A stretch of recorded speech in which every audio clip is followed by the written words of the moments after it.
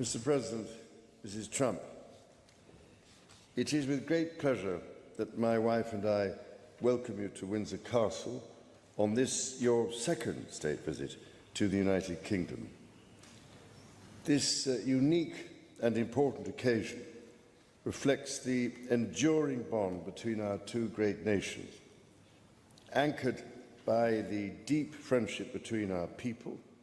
This relationship, which, with good reason, we and our predecessors have long called special, has made us safer and stronger through the generations. Our people have fought and died together for the values we hold dear. We have innovated, traded, and created together, fueling our economies and cultures through myriad forms of exchange. We have celebrated together, mourned together, and stood together in the best and worst of times. Mr. President, as we approach the 250th anniversary of the Declaration of Independence next year, it is remarkable to think just how far we have come. I cannot help but wonder what our forebears from 1776 would make of this friendship today. The rebel commander and pioneering First President George Washington famously vowed never to set foot on British soil. And my 5 times great-grandfather, King George III, for his part, did not spare his words when he spoke of the revolutionary leaders. Today, however, we celebrate a relationship between our two countries that surely neither Washington nor King George III could possibly have imagined. The ocean may still divide us, but in so many other ways, we are now the closest of kin. Mr. President, you have spoken of your pride in your British roots. In fact, not only have you set foot on British soil twice in the last 2 months alone, but I understand that British soil makes for rather splendid golf courses. Now, for my part, I have always admired the ingenuity of the American people and the principles of freedom which your great democracy has represented since its inception. Throughout my life, from the very first visit to the United States in 1970, and over 20 visits since that time, I have cherished the close ties between the British and American peoples. In fact, had the media succeeded in the 1970s in their own attempt at deepening the special relationship, I myself might have been married off within the Nixon family. Mr. President, from York to New York, from Birmingham, England to Birmingham, Alabama, we are united by a common language and shared heritage.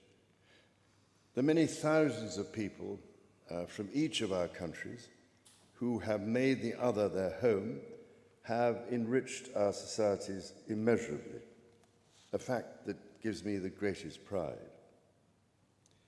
Our cultural connections, too, continue to flourish with our actors, musicians, writers, and television presenters prospering in the hearts of transatlantic audiences.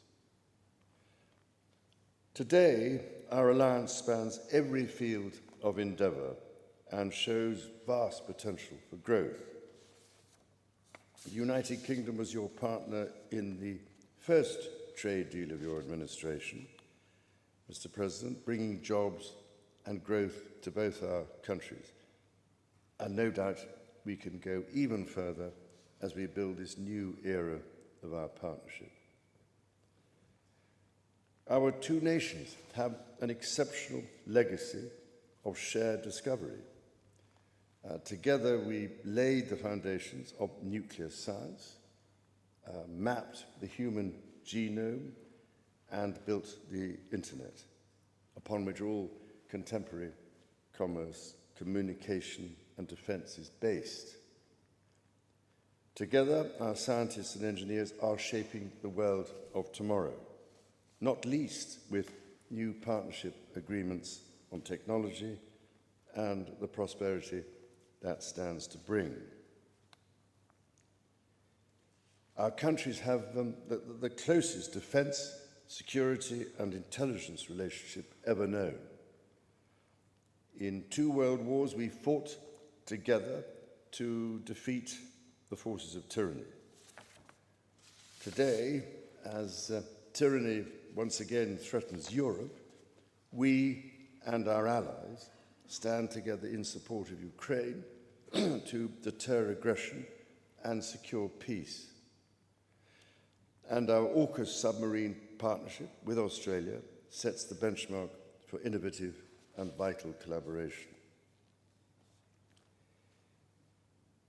The successes of the British Redcoats and of George Washington's Continental Army today stand shoulder to shoulder, brothers and sisters in arms, protecting the freedoms we both cherish. Our countries are working together in support of crucial diplomatic efforts, not least of which, Mr. President, is your own personal commitment to finding solutions to some of the world's most intractable conflicts in order to secure peace.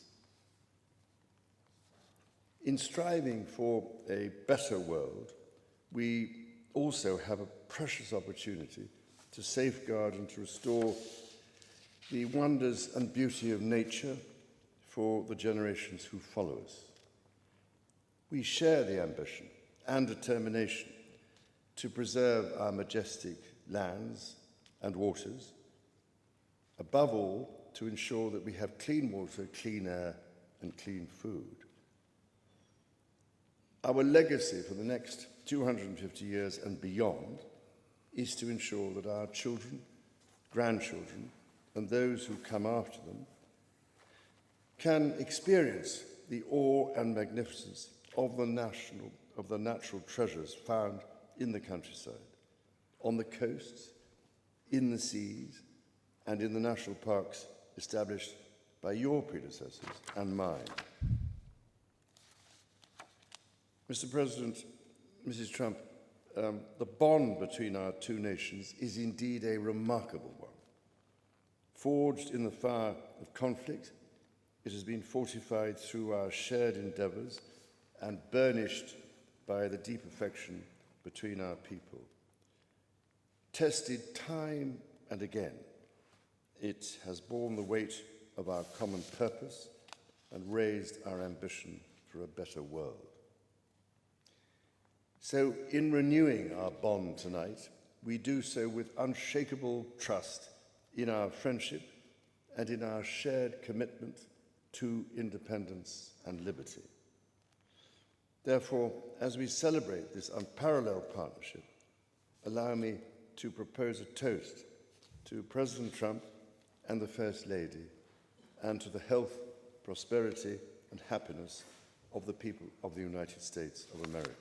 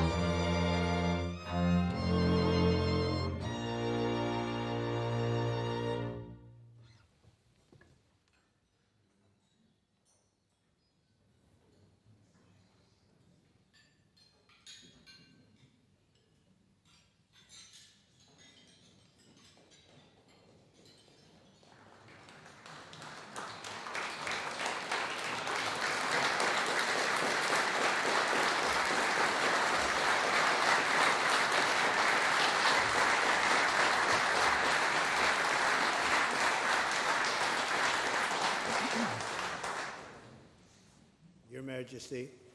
Melania and I are deeply grateful to you and Queen Camilla for your extraordinary graciousness. And to William and Kate, thank you so much. It's been so great being with you today. Thank you very much. Appreciate it. It's a singular privilege to be the first American president welcomed here.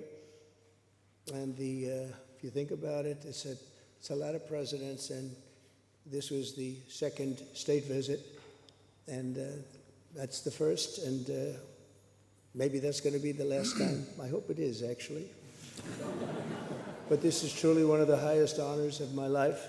Such respect for you and such respect for your country. For many decades, His Majesty the King has epitomized the fortitude, nobility, and the spirit of the British monarchy and the British people.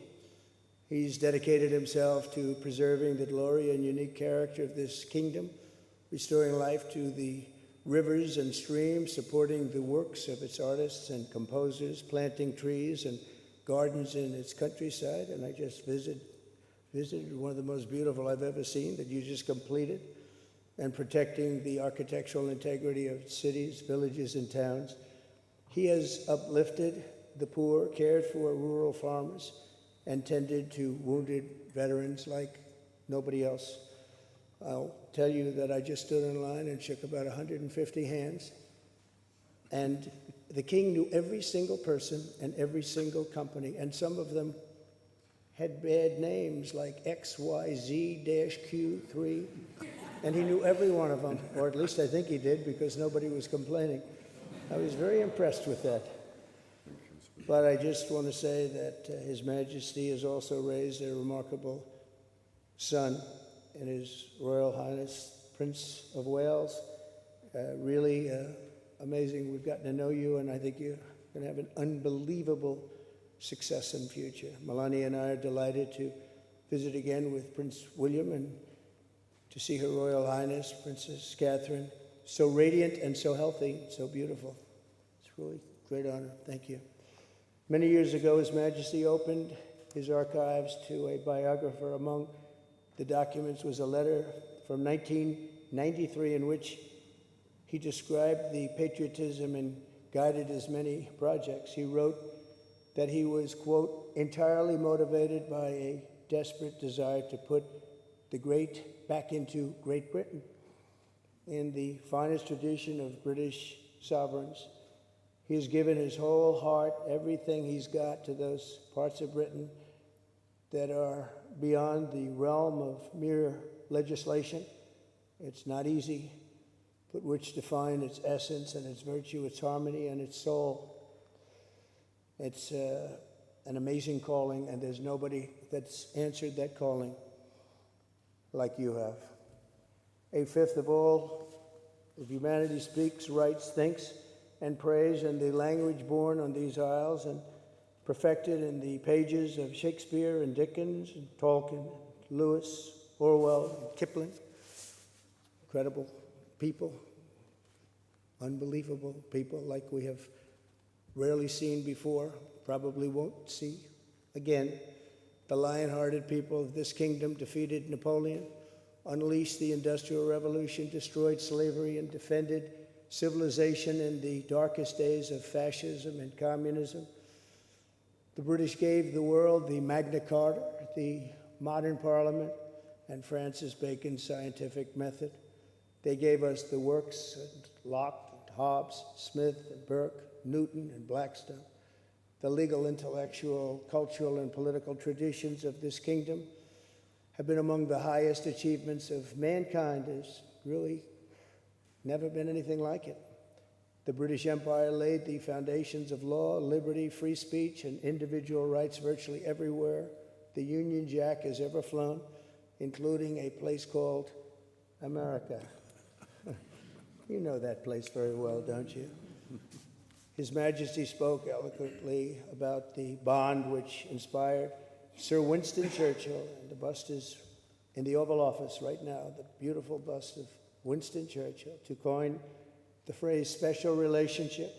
But seen from American eyes, the word special does not begin to do it justice. We're joined by history and fate, and by love and language, and by transcendent ties of culture, tradition, ancestry, and destiny. We're like two notes in one chord, or two verses of the same poem, each beautiful on its own, but really meant to be played together. The bond of kinship and identity between America and the United Kingdom is priceless and eternal.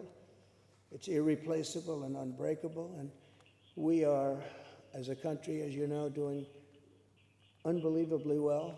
We had a very sick country 1 year ago, and today, I believe we're the hottest country anywhere in the world. In fact, nobody's even questioning it, but we owe so much of that to you and the footing that you gave us when we started. Together, we've done more good for humanity than any two countries in all of history. Together, we must defend the exceptional heritage that makes us who we are, and we must continue to stand for the values and the people of the English-speaking world, and we do indeed stand for that.